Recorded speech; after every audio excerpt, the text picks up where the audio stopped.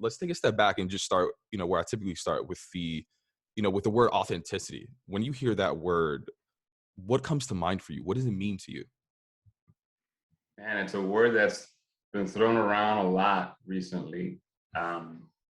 What I would say, Pavel, is first of all, I am a work in progress, right? A perpetual work in progress.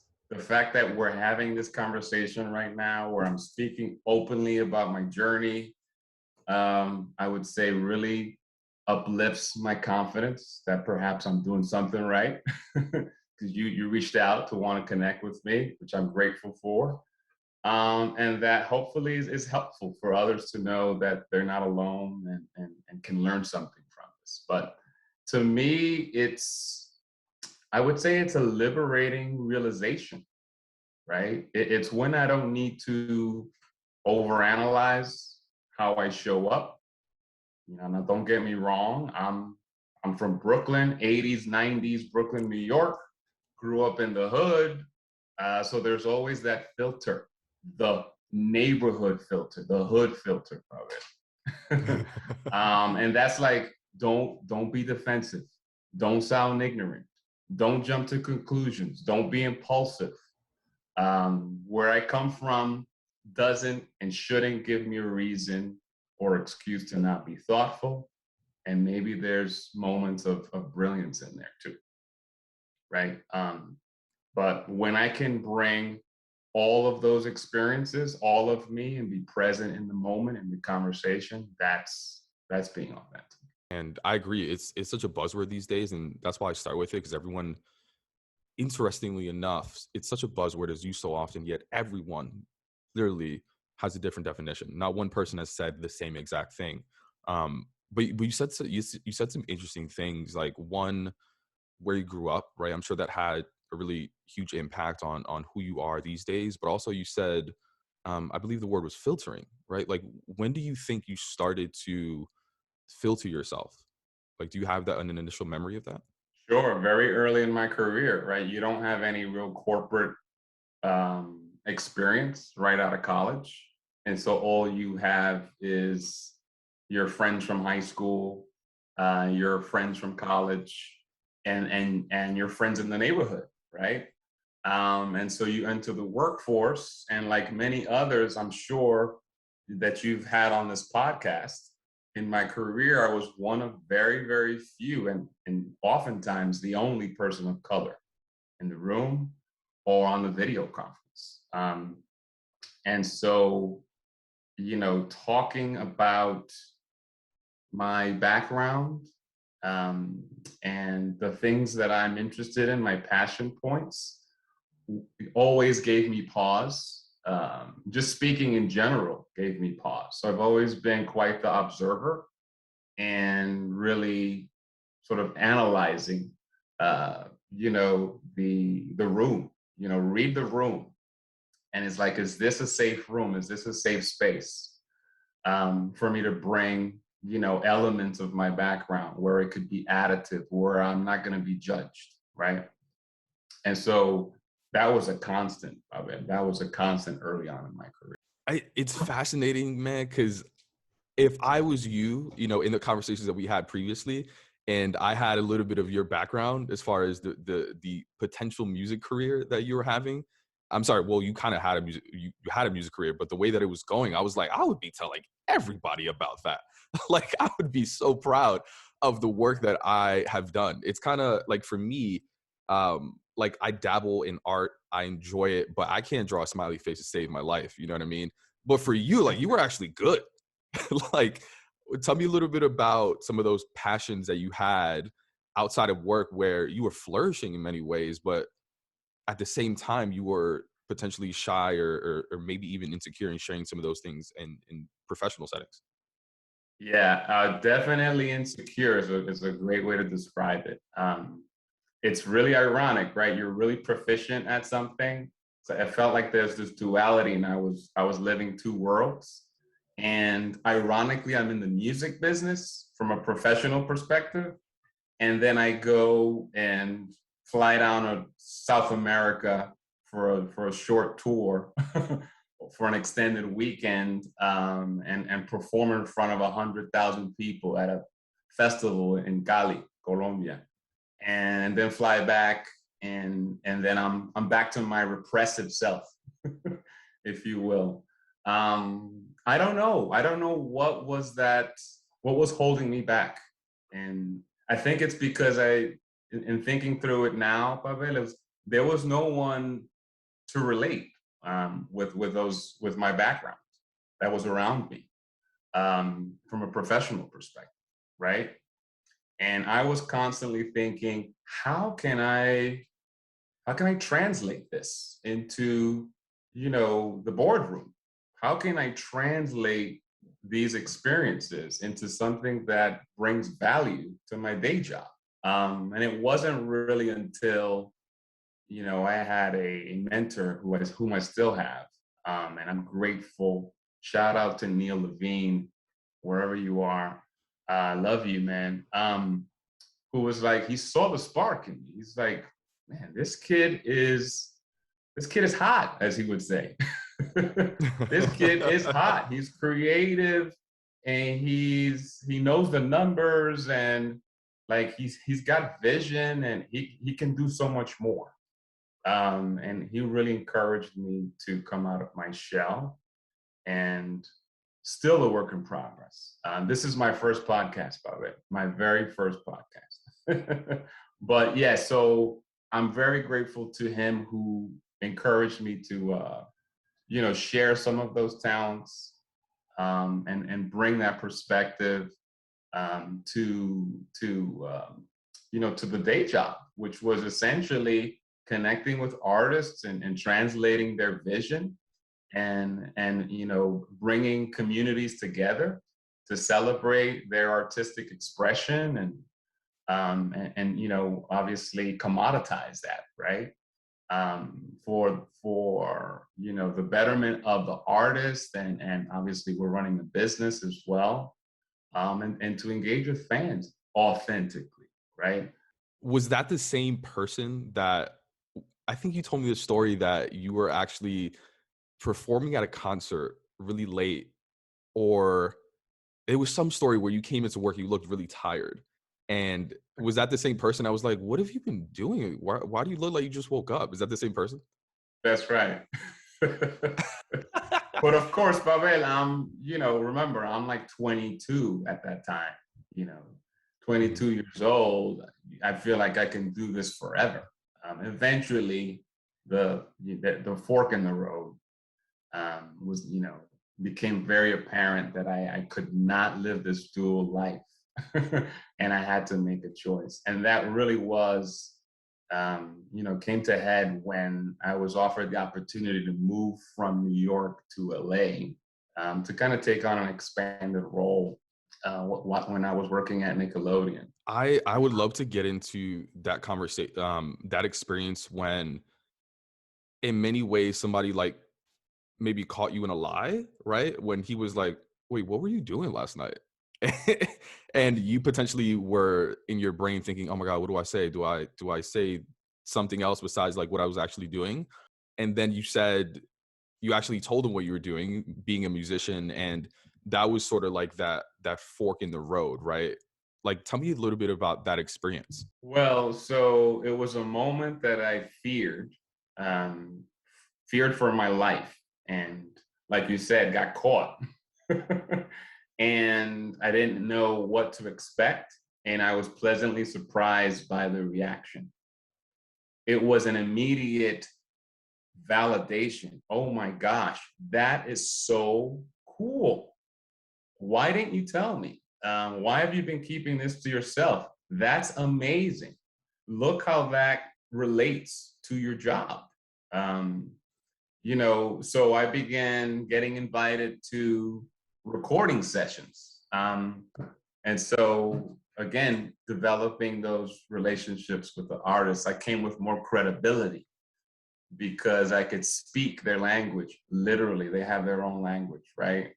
In the studio. And so it's just instant credibility with the creative community, if you will. And that gave me the confidence to open up a little bit more. So he was just like, oh, are you kidding me right now? That is the best thing. And I need you to now step it up and take that and bring all of that to the studio, to the, the artists that you're managing, to the projects that you manage. I need you to bring that experience, that added dimension of your value to work. I love that. And I think the word you chose is so powerful too, fear, because it is fearful. And I think, I don't know if it is for you, but for me, the fear that I have is this person that's in my head, if you will, this voice in my head that is always thinking of the worst case scenarios. And I think those worst case scenarios are different for everybody, but I think it's also like a result of the stories that we see in the public as well, right? I mean, I think I shared this example with you, but David Solomon, who's the CEO of Goldman Sachs, he's also a DJ on the side, and he doesn't get any money from it. But I mean, he does, but I think he donates all of it because obviously he doesn't need it. But I remember the board came to him and said, like, "Whoa, David, you can't start spinning tracks on the weekend of EDM. Like you're a CEO of a $1 million company, public. Like you have a reputation to uphold. You know what I mean?" And they tried to force him to essentially like choose one or the other. It's like either you're CEO and you uphold to what a CEO is supposed to look like and be like, or you do this thing, right? And obviously they wanted him to stop doing the DJ thing. So I think the fear is real. You know what I mean? Like there are examples even of people that are white males that go through these sort of forks in the roads. I'm just wondering, like, for you, like, do you remember what specific fear you had?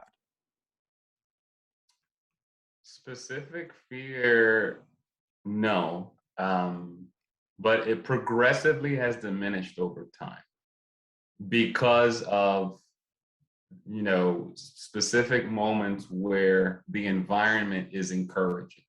Like that moment I shared with you where I sort of revealed this secret life that I had.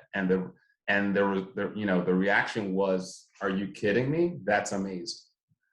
That helped me, that sort of, suppress the fear a little bit, but it's always kind of there constantly in some way, or form. And it's funny that you mentioned David Solomon, because I think I shared the anecdote with you around during my time at Disney, I had the pleasure of sitting in on a leadership seminar with about 40 other leaders across the organization, enterprise-wide, right? So these were, folks from all over the organization, globally. Flew out to Burbank, California, and one of those speakers, surprisingly, was talking about his journey and was talking about his passion for DJ. He's a Brit, and in the UK, HMV was a very popular music retail account back in the day, and he used to DJ for them and do other DJs for other types of events, private events and such. Just a passion of his, and he was connecting those dots with his role and how he loves global culture. He was the chairman of international for the Walt Disney Company, chairman, right? Wow. So responsible for all things Disney outside the US, extremely large scope. And here he is talking about being a DJ and loving to DJ. And, I suppressed that fear of, being judged, and sort of took a chance and reached out to him after that seminar and said, "Hey, I found so many things in common with your story. I was inspired and would just love to chat." He responded within minutes, and a few days later, I was sitting in his office for 2 hours. It was supposed to be a half-hour conversation. We were talking for 2 hours, and he said, "You know what, kudos to you. Out of all those leaders, all those monsters across the Disney organization, you were the only one who reached out, and you get all my time. And I'm here to help and support you in anything that I can. So that was a moment where I said, let me take a chance, suppress that fear, and what's the worst that could happen? No response is the worst that could happen, truly. Um, and instead, it turned into this, I cracked the door open to a relationship and, exposure I would have never imagined. And that was because I took that chance and sort of combated that fear. It's such a good example around someone that before you knew a little bit about the person, you were probably like, I have nothing in common with this person. Like, we're from completely different sides of the world, right? Probably have different upbringings, etc. And by him sharing a little bit of himself, you saw some sort of representation in him, and you were like, oh, whoa, like I do similar things. And you have to share a little bit of you, and you all make this instant bond that is far greater than the bond you previously had by just being leaders at Disney, right? Absolutely. And then as we talked, there was so much more. One of his kids went to NYU. I graduated from NYU. I mean, the list goes on and on and on. And, just a wonderful example of pushing yourself and taking those chances and just the power of basic human connection. I love that. It's interesting too, because you're at this leadership event at Disney, right? And obviously, you've had various leadership executive roles, CMO, VP, etc. And I would assume, I always ask this question for people, let's say at your level of experience career wise. I would assume that if you get to a certain point in your career, it gets easier to be yourself, right? And some guests have shared that point of view around, yeah, I'm a CMO now. Like I set the tone. I do whatever I want. But in my perspective, I would assume that like I would feel more pressure if I was in an executive role, because in many ways you are representing not only yourself but the company, right? And I know, right? Companies say, um, this company is not my company, it's our company. Yeah, okay. But like if an individual contributor says something, it's not going to get picked up in the press versus like if an executive says something and is like acting a certain way, like that's more representative in my opinion. So I'm always curious, like, is it easier to be yourself as you move up the ladder per se, or do you feel more pressure to or that fear come back? I would say yes and no. It's no cop out to the to the question. I think it depends on the situation, right? Certainly, after going through a variety of environments, right, and pushing myself, my confidence grows and that ability to be present in every moment, for sure. Um, but then there are forums where you realize the pressure, and it's prime time, and it's bigger than me, right? I'm representing a a community or an organization, heck, a population, right? And so then you definitely feel that pressure, and the filters are on, right? Mm. So it's something that I grapple with every single day, for sure. But it's easier in the smaller settings, when it's one-on-one conversations, and that's where I think I am most comfortable. Yeah, that makes sense. I would probably I'd probably be the same. I'm curious too, because you said like you've been part of various environments, if you will, and a lot of the feedback that you shared today has been positive, right? Like, hey, you open up, people are receptive to you and who you are, and that makes you a bit more confident to be yourself. But I know that that's not always the case, so I'm wondering for you, like, has there been some pushback or resistance in you trying to embrace yourself at times? Probably not explicitly. I would say maybe implicitly through body language, right? Through those nonverbal cues. I'm, sometimes feel, oh, he's just a token person in the room, but it's not, there's no real data, there's no real insight there. He's just throwing things off the top of his head. This is, again, just my perception. It hasn't really, I'm fortunate that it hasn't really happened from an explicit perspective, but you feel it though, right? You feel it. There's an energy in the room. And so I'm hopeful that, conversations like this, all of this focus on DEI,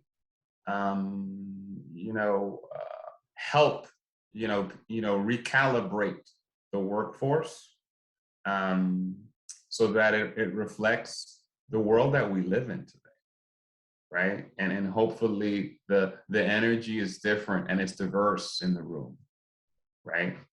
Yeah. Yeah. I mean, someone said this on the podcast.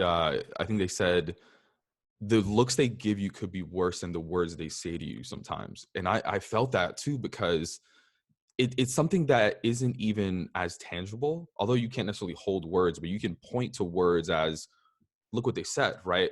But sometimes when when people give you looks, you, and I'm laughing just because I've been through this, but it's obviously not like a funny matter, but it's one of those times where you get the looks, and because diversity may be a challenge, there's no one around you that can say, or you can point to and say, did you see that? And then you, like, at least me, like, I was like, all right, well, no one is in the room that looks like me, so no one can tell me that I'm not crazy, that I didn't see those looks, right? Because it's not like they said something explicitly, but yeah, I get it. Like, I've been in those situations as well, where it's like, why are they looking at me a certain way? Tell me a little bit about that experience, and you don't have to go into detail as far as like when, where, who. More so, want to get from your side of, just from your perspective, like, what were some emotions that come up, or like what was happening in that scenario that potentially prompted that response from the person? Yeah, great question, Pavel. And I'll try to articulate it because some of it is just, again, emotional. Yeah. But most of those moments, I let it get to me. I let it, mess up my day. And I've learned from that, and realized you got to dust it off. Got to dust it off. I have to, follow my own path and keep moving forward. Again, work in progress. But you feel, man, I'm not being understood. Um, and also you start doubting yourself. For me, it was, did I offend someone? Did I use my hands too much? Was I louder than normal? Am I too passionate? Was I too aggressive in my response? All of those sort of questions pop in your head, and the self-doubt sort of like lingers.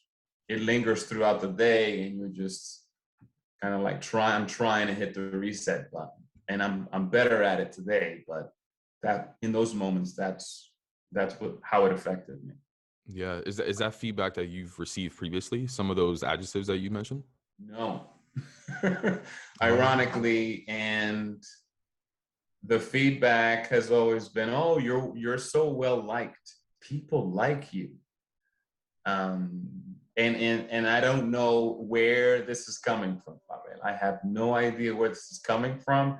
Maybe it's just culture. And I realize I come from a loud family, where we celebrate life and we go hard. It was merengue up, to the 10th, volume. And just part of how we celebrated family and life, right?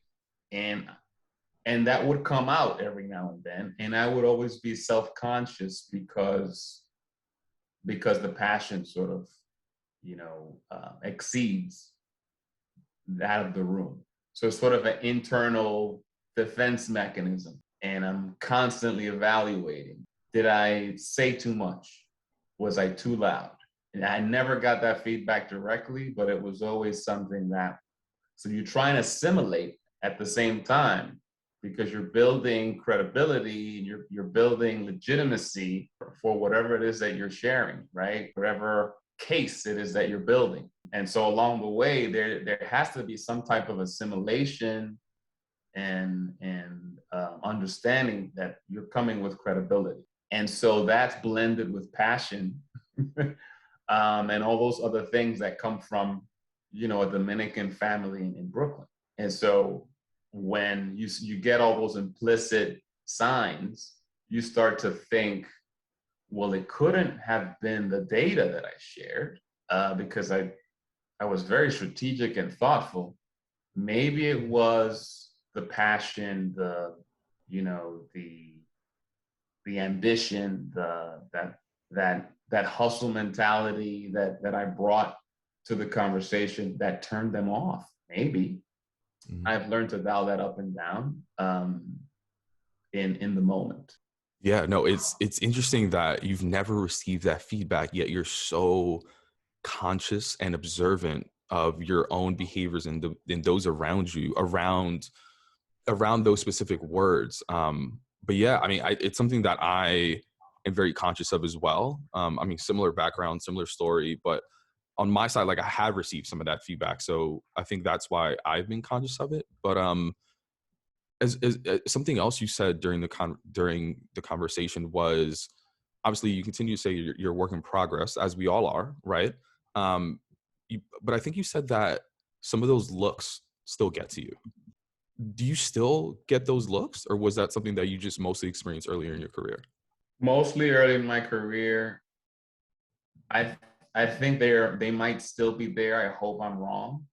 Behind the scenes, I think just because of where I am in my career at this point, that they're sort of happening off the record.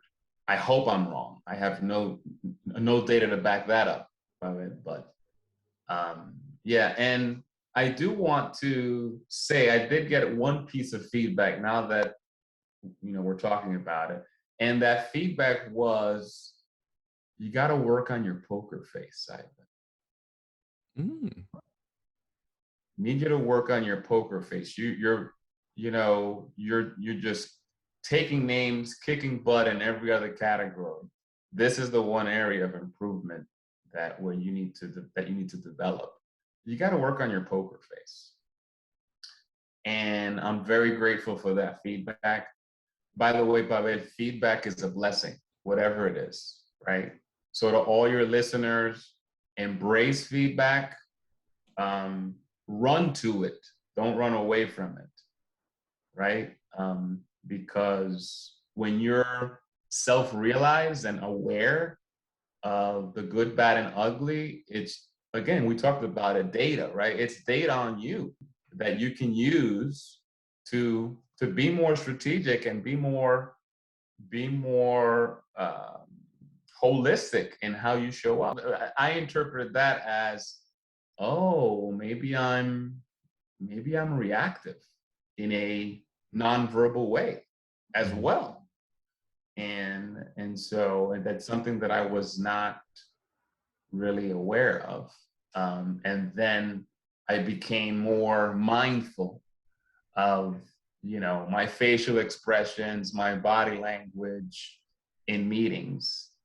And so that's also something that I sort of like think about in the day-to-day as well. And even in the one-on-one conversations, right?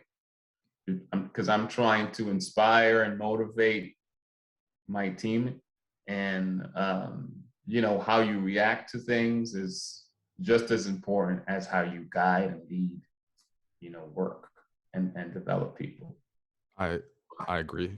You mentioned the word inspire, right? And something you aim to do. And I think you're doing just that, just by being yourself. I know someone is going to listen to this episode and say, whoa, like he's doing that?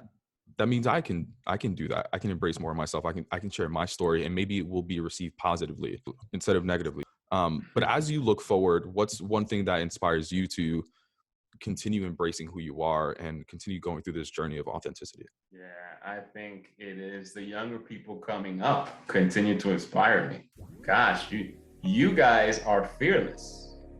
With your day hustle, your side hustle, like all kinds of hustle, and showing up, just being expecting transparency, right? And speaking your truth, that inspires me. It's a reverse mentorship situation when I connect with young people, and how they express themselves, how they how ambitious they are, how bigger they're dreaming, right? Entrepreneurship is a true thing. To think that a Dominican American can own a business and thrive, and is something that would have never crossed my mind.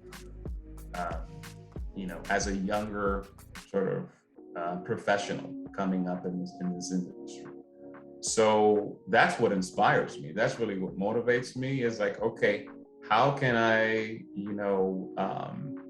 share all the bits of knowledge that I have and help people avoid the landmines that I went through, right? Avoid those mistakes. And yet at the same time, young people are filling up my cup with their actions and their voice, right? And I'm speaking specifically about the young Latinos that are doing their thing today, like yourself, Abel, and many others who are just, paving the way. These are trendsetters, and I hope, it's just a beginning of a larger movement.